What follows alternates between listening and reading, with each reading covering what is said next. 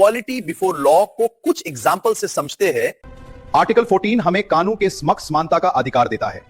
इसका अर्थ है कानून की जड़ में हर व्यक्ति समान है, चाहे वो अमीर हो या गरीब।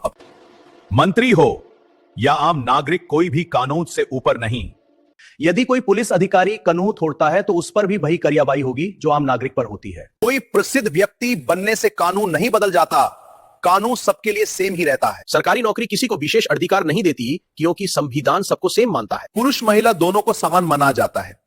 कुछ परिस्थितियों को छोड़कर, जैसे शारीरिक बल, व्यक्ति के धर्म से कानून को कोई फर्क नहीं पड़ता, सभी धर्म समान है। कोर्ट के जज को धर्म और कानून में से किसी एक को चुनना हो तो कानून को चुनेगा। अगर कोई अलग स्टेट का है या अलग भाषा बोलता है तो इसका मतलब यह नहीं कि उससे अलग व्यवहार करेंगे। जैसे नॉर्थ ईस्ट, यदि अपराध समान है दोनों का, तो दोनों की सजा भी समान होगी और दोनों की सजा के लिए न्यायिक प्रक्रिया भी समान होगी। तो ये थे आर्टिकल 14 का इक्वालिटी बिफोर लॉ के एग्जांपल्स।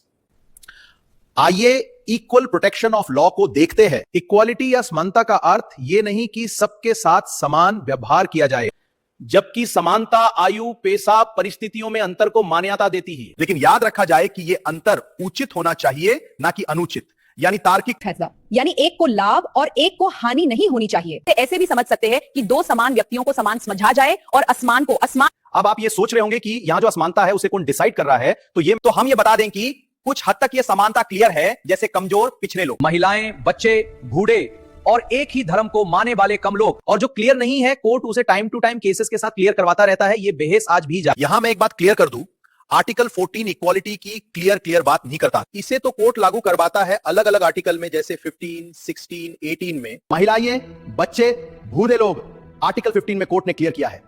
इन्हें हम आगे आर्टिकल 15 में पढ़ेंगे।